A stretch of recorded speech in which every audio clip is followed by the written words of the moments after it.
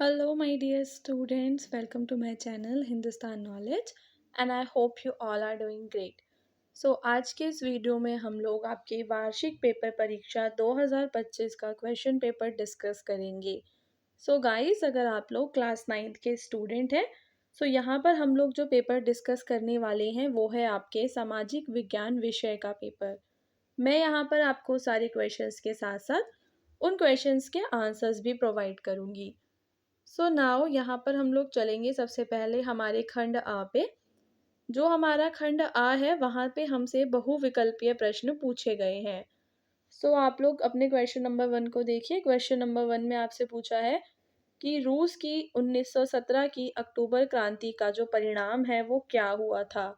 तो रूस में 1917 में जो क्रांति आई थी उस क्रांति का क्या परिणाम हुआ, जैसे कि जारशाही और ज़्यादा सशक्त हो गई, या फिर जारशाही का अंत हो गया, या फिर दो दलीय राजनीतिक व्यवस्था लागू की गई वहाँ पर, या फिर वहाँ पर बहुदलीय राजनीतिक व्यवस्था लागू की गई।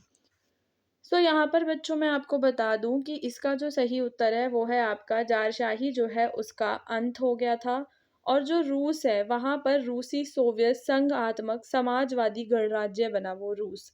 ठीक है, तो यहाँ पर जो रूस है वो क्या बन गया था, संघात्मक समाजवादी गणराज्य बन गया था। अब चलेंगे हमारे नेक्स्ट क्वेश्चन पे।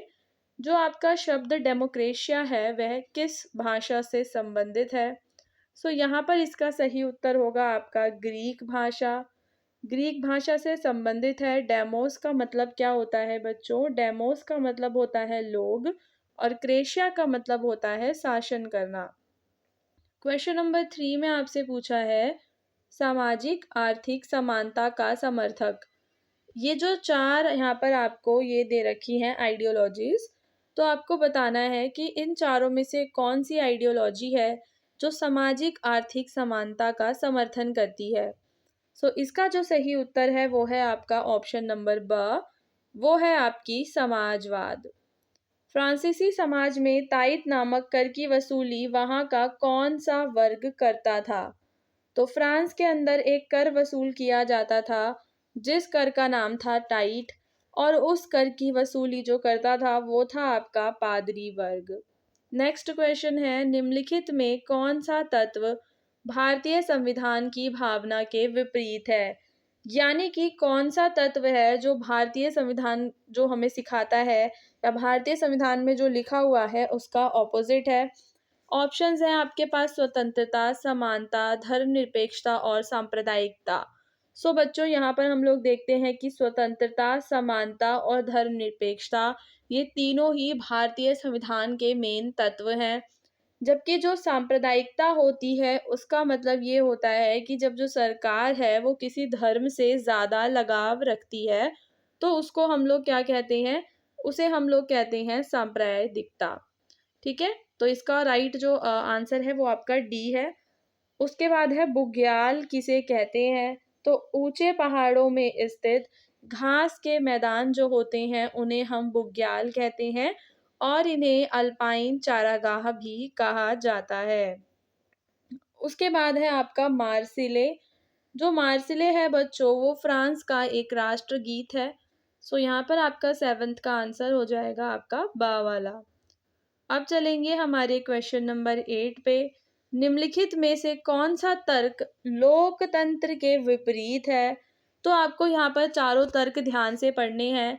पहला है लोकतंत्र जनता का जनता के लिए शासन है। क्या यह बात सत्य है? हाँ, तो ये तो विपरीत नहीं हुआ। लोकतंत्र में लोक कल्याणकारी योजनाओं को चलाया जाता है। हाँ, ये भी ठीक है, दोनों ठीक है। क्या लोकतंत्र में एक ही धर्म मानने वाले लोग रहते हैं? नहीं, ये क्या है हमारा गलत है। लोकतंत्र और धर्म का कोई रिलेशन नहीं है। लोकतंत्र में पंथ निरपेक्षता का पालन किया जाता है। हाँ, किया जाता है। यहाँ पर जो हमारा इसका विपरीत मिल गया वो हमें कौन सा मिल गया, ऑप्शन नंबर सी यानी कि सा वाला ऑप्शन विपरीत है। फिर अगला क्वेश्चन नंबर 9 है संविधान में वर्णित पंथ निरपेक्षता का क्या मतलब होता है। तो अब यहाँ पर आपको बताना है कि पंथ निरपेक्षता क्या है। ऑप्शंस को पढ़ेंगे। नागरिकों को किसी एक धर्म को मानने की स्वतंत्रता रहती है, ठीक है, या नागरिकों को किसी भी धर्म को मानने की स्वतंत्रता नहीं होती। सरकार सभी धर्मों और आदर्शों का मान्यताओं से सम्मान देती है, या उपरोक्त में से कोई नहीं। तो यहाँ पर इसका आंसर आपका सा वाला है। जो भी राज्य आपका पंथ निरपेक्ष होएगा, वहाँ पर जो सरकार होती है वो क्या करती है, सभी जो धर्म होते हैं, आदर्श होते हैं, उनको बराबर का सम्मान देती है। क्वेश्चन नंबर 10 है, स्टालिन के सामूहिकीकरण कार्यक्रम ने किस वर्ग को सर्वाधिक प्रभावित किया? तो जो स्टालिन था उसने कार्यक्रम चलाया, सामूहिकीकरण कार्यक्रम, उसने जो है सबसे ज़्यादा प्रभावित किया था बच्चों आपके किसान वर्ग को। भारत की किस नदी को दक्षिण की गंगा कहा जाता है? इसका सही क्वेश्चन नंबर 11 का जो आंसर है वो है आपका ए वाला, यानी कि गोदावरी नदी को, और यह दक्षिण भारत की सबसे बड़ी नदी भी है। यदि आप ग्रीष्म अवकाश में कावारती जाना चाहते हैं तो किस केंद्र शासित प्रदेश से जाएंगे? तो बच्चों, अगर आप लोग कावारती जाएंगे तो आपको जाना पड़ेगा लक्षद्वीप, क्योंकि जो कावारती है वो लक्षद्वीप की ही राजधानी है। मेरा मित्र एक ऐसे देश का निवासी है जिस देश की सीमा भारत देश की सीमा के साथ नहीं लगती। तो यहाँ पर बस हमें चारों ऑप्शंस में से ये पता करना है कि इनमें से कौन सा देश है जिसके साथ हमारे भारत देश की सीमा नहीं लगती। भूटान, तजाकिस्तान, बांग्लादेश बच्चों, या फिर नेपाल।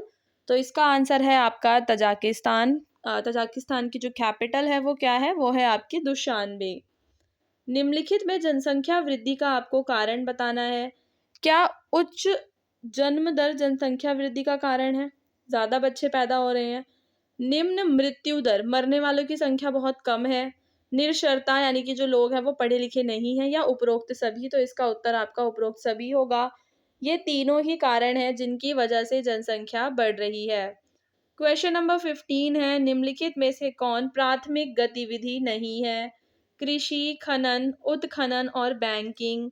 तो हमें पता है कि जो बैंकिंग है वो प्राथमिक नहीं बल्कि कौन सी गतिविधि होती है आपकी, तृतीयक होती है। तो इसका उत्तर आपका क्या हो जाएगा, बैंकिंग हो जाएगा। ठीक है, अब चलेंगे हम नेक्स्ट पे। निम्नलिखित में से कौन एक गैर आर्थिक गतिविधि है? यानी कि क्या हम बाजार में मछली, पैसे के लिए एक आर्थिक गतिविधि वही होती है जो कि मनी से रिलेटेड हो, पैसे से रिलेटेड हो।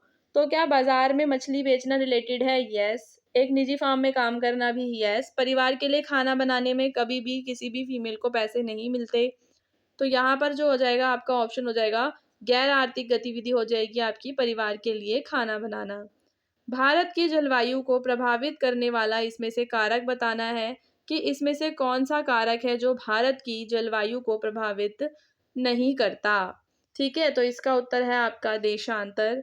निम्नलिखित में से सबसे ज्यादा कौन सा वर्ग है जो खाद्य असुरक्षित है? तो वो हो जाएगा आपका भूमिहीन किसान, क्योंकि जो किसान है उसके पास भूमि नहीं है, तो वो खाद्य असुरक्षित हो जाएगा। एक व्यक्ति है जो कागज से लिफाफे बना रहा है, तो यह जो गतिविधि है यह आपकी द्वितीयक क्षेत्रक गतिविधि कहलाएगी। अब हमारा एमसीक्यू का लास्ट क्वेश्चन है, इसके बाद हमारे सारे एमसीक्यूज खत्म हो जाएंगे और आपके वर्णनात्मक प्रश्न चालू होंगे जिनका उत्तर आपको 80 शब्दों में देना होगा। सो यहाँ पर जो क्वेश्चन नंबर 20 है बच्चों, वो आप स्वयं करेंगे कि अगर भारत में रोजगार बढ़ाना है, ठीक है, तो आपके विचार से आपको क्या लगता है कि इन तीनों में से कौन से क्षेत्र में सरकार को इन्वेस्ट करना चाहिए जहाँ पे ज़्यादा से ज़्यादा जॉब्स जनरेट हो सकती हैं? ठीक है, सो यहाँ पे अब हम चलेंगे नेक्स्ट क्वेश्चन पे कि भारत में चरवाही टैक्स, ठीक है, भारत में चरवाही टैक्स का चरवाहों के जीवन पर क्या प्रभाव पड़ा, किन्हीं दो का उल्लेख करें। तो सबसे पहली चीज़ ये प्रभाव पड़ा था कि जो चरवाहे थे उनके चारागाह कम हो गए थे, उनके पास जानवरों को चराने के लिए जो भूमि है वो समाप्त हो गई थी, जिसकी वजह से जो पशु हैं उन पर बहुत ही ज़्यादा दबाव पड़ने लगा था। फिर आपको अथवा का मतलब है दोनों में से कोई एक करना है, तो आप लोग दूसरा क्वेश्चन भी देख सकते हैं कि अपराधी जनजाति जो अधिनियम है उसका घुमंतू किस्म के लोगों पर क्या प्रभाव पड़ा था। तो अपराधी जनजाति अधिनियम क्या है बच्चों? सबसे पहले आपको ये पता होना चाहिए, जिसके अंदर जो कई सारे समुदाय थे ना उनको अपराधी घोषित कर दिया गया था। 1871 में ये आया था, जिसमें दस्तकारों को, व्यापारियों को, चरवाहों को क्या कर दिया गया था, समुदायों, उनके कई सारे समुदायों को अपराधी घोषित कर दिया गया था। और केवल कुछ चुने हुए गिने चुने ही गांव थे जहां पर वो लोग रह सकते थे। ठीक है, अब हम चलेंगे हमारे क्वेश्चन नंबर 2 पर, जिसमें हमें सिर्फ ये बताना है कि जो लोकतांत्रिक शासन व्यवस्था है वो किस प्रकार से सबसे ज़्यादा अच्छी होती है। तो ये वाला क्वेश्चन का आंसर करना बहुत ही ईज़ी है, क्योंकि हमें पता है कि लोकतंत्र के क्या-क्या फ़ायदे होते हैं। जैसे कि लोकतंत्र में जनता के द्वारा निर्वाचन होता है, लोकतंत्र में निष्पक्षता होती है, एक व्यक्ति का एक वोट होता है। तो ये सारे के सारे आपके क्या हैं, लोकतंत्र के फ़ायदे हैं। फिर बताना है कि किसी भी देश की लोकतांत्रिक शासन व्यवस्था के लिए संविधान क्यों आवश्यक है। तो अगर किसी देश में लोकतंत्र हमें कायम करना है तो संविधान बहुत ज़रूरी है। देखो, संविधान होता क्या है? वो होता है कानूनों का दस्तावेज। और संविधान के अंदर सरकार के जो विभिन्न अंग होते हैं, कार्यपालिका, विधायिका, न्यायपालिका या फिर प्रधानमंत्री, राष्ट्रपति, है ना? इन सब के जो कार्य होते हैं, इन सब के कार्य क्षेत्र उसके अंदर लिखे रहते हैं। हमारे मौलिक अधिकार संविधान में लिखे रहते हैं, हमारी ड्यूटीज़ लिखी रहती हैं। तो एक लोकतांत्रिक देश के लिए संविधान बहुत ही ज़्यादा ज़रूरी है। अब यहाँ पर क्वेश्चन नंबर 3 है कि अगर भारत में गंगा की नदी नहीं होती तो मैदानी क्षेत्र पर इसका क्या प्रभाव पड़ता? तो बच्चों एक बात बताओ, अगर गंगा की नदी नहीं होती तो मैदानी क्षेत्र भी कहाँ से आते? वहाँ पर तो बिल्कुल ही बंजर भूमि हो जाती, रेगिस्तान बन जाता। भारत को एक उपमहाद्वीप क्यों कहा जाता है? ठीक है, उपमहाद्वीप का मतलब होता है महाद्वीप से थोड़ा-सा छोटा। तो हम भारत को उपमहाद्वीप केवल इस वजह से कहते हैं बच्चों, क्योंकि भारत में कई सारे देश मतलब ऐसा जोड़कर कहते हैं हम। जैसे कि उसमें हम पाकिस्तान, बांग्लादेश, नेपाल, श्रीलंका, मालदीव्स, भूटान इन सबको भी ऐड कर लेते हैं, तो आपका भारतीय उपमहाद्वीप बन जाता है। फिर बताना है कि इन चारों में से आप किसे सबसे अच्छा समझते हैं और क्यों? भूमि, श्रम, भौतिक पूँजी और मानव पूँजी में से मैं तो सबसे अच्छा मानव पूँजी को समझती हूँ, क्योंकि बिना मानव के क्या ये सारी चीज़ें किसी काम की हैं? क्या वो संसाधन किसी काम के हैं? जो मानव है, वो ही तो क्या बोलता है, हर एक संसाधन को उपयोगी बनाता है ना? तो मानव पूँजी सबसे ज़्यादा महत्वपूर्ण है, क्योंकि यह अन्य को उपयोगी बनाती है। क्या शिक्षित बेरोज़गारी भारत की प्रमुख समस्या है? इस संबंध में अपना मत आपको बताना है कि भारत में जो शिक्षित बेरोज़गारी है, वह बहुत बड़ी समस्या है। कैसे? ठीक है, ये आप लोगों को बताना है। तो यहाँ पर आप लोग बताएँगे कि जो भारत है, वहाँ पर कितने सारे लोग हैं जो बहुत ही ज़्यादा पढ़े-लिखे, सबने स्नातक की, ग्रेजुएशन कर रखी है, पोस्ट ग्रेजुएशन कर रखी है, पर लोगों के पास जॉब्स नहीं है, तो एक बहुत बड़ी है समस्या है। इसके कई सारे कारण हैं, जैसे कि जनसंख्या की वृद्धि इसका एक कारण हो सकता है। अब यहाँ पर आ जाएगा आपका कि फ्रांस की क्रांति कब हुई थी? इस क्रांति ने विश्व को किस प्रकार से प्रभावित किया? तो मैं आप सभी को बता दूँ बच्चों कि जो फ्रांस की क्रांति है वह आपके 1789 में पेरिस में हुई थी। ठीक है, कहाँ हुई थी? पेरिस में हुई थी। और स्वतंत्रता, समानता और बंधुत्व 3 चीज़ें, इस क्रांति में जिन 3 बातों का ध्यान रखा गया था, जिन 3 चीज़ों की माँग की गई थी, वो स्वतंत्रता थी, समानता थी और बंधुत्व का सिद्धांत था। तो इस क्रांति की वजह से ये जो सिद्धांत हैं, ये पूरे के पूरे विश्व में फैल गए। लोगों को भी जानने को मिला कि स्वतंत्रता, समानता क्या होती है। समाजवाद आप सभी को पता है कि समाजवाद का मतलब ये होता है कि समाज के अंदर इक्वालिटी लाने के वो करने, इक्वालिटी समाज में समानता लाने के प्रयास करना समाजवाद में आता है। अगर कोई सरकार समाजवाद को फॉलो करती है तो वो विश्वास करती है आर्थिक रूप से स्टेबिलिटी लेकर आने के लिए, कि अमीर और गरीब जो हैं उनमें बराबरी रहे। तो यहाँ पर आपका समाजवाद से तात्पर्य ये है कि धन संपत्ति का स्वामित्व और वितरण समाज के नियंत्रण में होता है। अब यहाँ पर आपका नेक्स्ट क्वेश्चन है कि मूल अधिकार क्या होते हैं? तो यहाँ पर बहुत इम्पोर्टेंट है, इसको आप लोग ध्यान से सुनेंगे कि जो मूल अधिकार हैं वो क्या हैं? तो मूल अधिकार भौतिक तथा नैतिक विकास के लिए आवश्यक होते हैं, ठीक है? अब यहाँ पर मूल अधिकार इंसान के जो भी उसका भौतिक विकास होना है, आर्थिक, सामाजिक विकास होना है, उसके लिए आवश्यक है। अब यहाँ पे कह रहा है कि अभिव्यक्ति की स्वतंत्रता की आलोचना करो। अभिव्यक्ति की स्वतंत्रता ये होती है कि हमें ना कुछ भी कहने का अधिकार है। यानी कि हम अपने मत रख सकते हैं, हम सरकार की आलोचना कर सकते हैं, तो ये अभिव्यक्ति की स्वतंत्रता है। पर क्वेश्चन कह रहा है कि आपको इसकी आलोचना करनी है, तो कहने का मतलब ये है कि भले ही हम कुछ भी कह सकते हैं, तो इसका मतलब यह नहीं है कि हम अपने पड़ोसी को जाकर बुरा बोलने लग जाएँगे या फिर हम हिंसा फैलाने लग जाएँगे। आज के समय में अभिव्यक्ति की स्वतंत्रता का उपयोग जो है वो हिंसा फैलाने के लिए किया जा रहा है, तो ये आप इसकी आलोचना में लिख सकते हैं। फिर बच्चों ये होता है कि गठबंधन सरकार क्या होती है, तो ये मैं आपको बता दूँ। देखो, जब भी इलेक्शंस होते हैं और किसी एक सरकार को बहुमत नहीं मिलती, ठीक है? किसी एक सरकार को बहुमत नहीं मिलती, तो वहाँ पर जो कई सारे 2 या 2 से ज़्यादा जो राजनीतिक दल होते हैं, वो आपस में सत्ता का बँटवारा कर लेते हैं और रीज़न क्या रहता है? वही कि किसी एक को बहुमत नहीं मिला है, इस वजह से, ठीक है? तो उसको हम लोग कहते हैं गठबंधन की सरकार। उसके बाद आपका नेक्स्ट क्वेश्चन है कि मॉनसून क्या होता है और मॉनसून की वापसी का क्या मतलब है? तो मॉनसून का मतलब ये होता है कि जो हवा होती है, हवा का जो पैटर्न होता है, बारिश होती है, उसके अंदर बदलाव आ जाता है, उसको हम मॉनसून कहते हैं। मॉनसून के बाद का मतलब ये होता है कि मॉनसून के बाद देखा होगा आपने क्या होता है कि काफ़ी ज़्यादा नमी आ जाती है हवा में, शुष्क समय जब बारिश नहीं होती, उसको हम कहते हैं मॉनसून की वापसी। फिर आपका अगला क्वेश्चन है कि जनसंख्या वृद्धि के महत्वपूर्ण घटक आप लोगों को बताने हैं। कौन-कौन से जनसंख्या वृद्धि के घटक होते हैं? तो वो होता है आपका जन्म दर, मृत्यु दर, प्रवास। अब कह रहा है कि भारत में जनसंख्या वृद्धि दर घटने के क्या कारण हैं?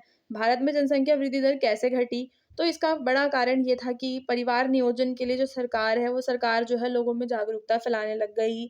लोग पढ़ाई-लिखाई करने लग गए, छोटे परिवार की इम्पोर्टेंस समझने लग गए लोग। तो ये सारे कारण हो जाएँगे जनसंख्या वृद्धि दर घटने के। हरित क्रांति आप सभी को पता होगा बच्चों कि भारत में पहले बहुत भयंकर अकाल पड़ते थे। भारत के अंदर जो अनाज है उसकी बहुत ज़्यादा कमी हो गई थी। तो सरकार हरित क्रांति लेकर आई थी ताकि जो भारत है वो खाद्यान्न के क्षेत्र में आत्मनिर्भर बन सके। जिसके अंदर जो सरकार है उसने कृषि के क्षेत्र में शोध किए, विकास किए, टेक्नोलॉजिकल तकनीकी बदलाव किए, उसके अंदर कृषि के क्षेत्र में अच्छी क्वालिटी के बीज लेकर आई सरकार। तो ये सारी चीज़ें आपके हरित क्रांति में हुई थी। खाद्य सुरक्षा का मतलब आप लोग बहुत अच्छे से समझ सकते हैं कि देखो कोई भी जो व्यक्ति होता है, उसको पौष्टिक और पर्याप्त मात्रा में भोजन तक वो पहुँचे, उसकी पहुँचने की जो क्षमता होती है, पौष्टिक भोजन तक पहुँचने की जो क्षमता होती है, उसको हम कहते हैं खाद्य सुरक्षा। भारत में खाद्य सुरक्षा कैसे सुनिश्चित करती है? तो आपने देखा होगा जो सरकार है वो पब्लिक डिस्ट्रीब्यूशन सिस्टम राशन वगैरह बाँटती है, 2-3 तरह के राशन कार्ड्स होते हैं। इस तरीके से सरकार खाद्य सुरक्षा सुनिश्चित करती है, मिड डे मील के प्रोग्राम चलाती है सरकार जो स्कूलों में बच्चों को भोजन दिया जाता है। अब आपका है मैप वर्क। तो यहाँ पर आपको बताना है कि मित्र राष्ट्र में सम्मिलित किसी एक देश का आपको नाम बताना है। तो आप उसमें ग्रेट ब्रिटेन है, सोवियत संघ है, इनको लिख सकते हो। फिर केंद्रीय शक्तियों में कौन-कौन से देश थे? तो उसमें आपका जर्मनी था, ऑस्ट्रिया था, हंगरी था, वो लिख सकते हो आप लोग। अब यहाँ पर एक क्वेश्चन है कि भारत का राज्य जहाँ गुज्जर बकरवाल समुदाय के लोग रहते हैं, तो बच्चों वो जो आपका राज्य है वो है आपका जम्मू और कश्मीर, ठीक है? जम्मू कश्मीर राज्य है जहाँ पर गुज्जर बकरवाल रहते हैं। अफ्रीका का वह क्षेत्र जिसे हम मसाई लैंड कहते हैं, तो वह है आपका तंजानिया। क्या है बच्चों? तंजानिया है। वह स्थान जो 1789 की क्रांति के समय फ्रांस की राजधानी था, वो था आपका पेरिस। फिर यहाँ पर आपको ये मानचित्र फिल करना है। पश्चिमी घाट से पूर्वी घाट की ओर बहने वाली एक नदी का नाम आपको बताना है, तो आप लोग गोदावरी, कृष्णा, कावेरी किसी एक का नाम बता देंगे। राजस्थान का जो मरुस्थल है उसका नाम क्या है बच्चों? उसका नाम है आपका थार। भारत के पूर्वी तट पर स्थित एक बंदरगाह बताना है आपको। पूर्वी तट पे तो आप लोग बता सकते हैं उसमें अपना कोलकाता, चेन्नई, विशाखापट्टनम। उत्तर प्रदेश की राजधानी आप लोगों को बतानी है तो वो है आपकी लखनऊ। और गुजरात में जो खाड़ी है उसको आपको बताना है, तो उस खाड़ी का नाम क्या है आपका? एक तो वहाँ पर आपकी कच्छ की खाड़ी है और एक खंबत की खाड़ी है, ठीक है? सो इस तरीके से हमने एसएसटी का कंप्लीट पेपर डिस्कस किया है विद आंसर्स। अगर आपको अपने बाकी के पेपर भी इसी तरीके से चाहिए, तो आप लोग हमारे चैनल को ज़रूर सब्सक्राइब करेंगे। क्लास 9th के बच्चों के लिए सारे के सारे पेपर्स हमारे पास उपलब्ध हैं। वहाँ से आप लोग अपने एग्ज़ाम के लिए प्रिपेयर कर सकते हैं। अगर आपने अभी तक कुछ भी नहीं पढ़ा है, स्टिल आप लोग इसे देखकर अपनी तैयारी कर सकते हैं।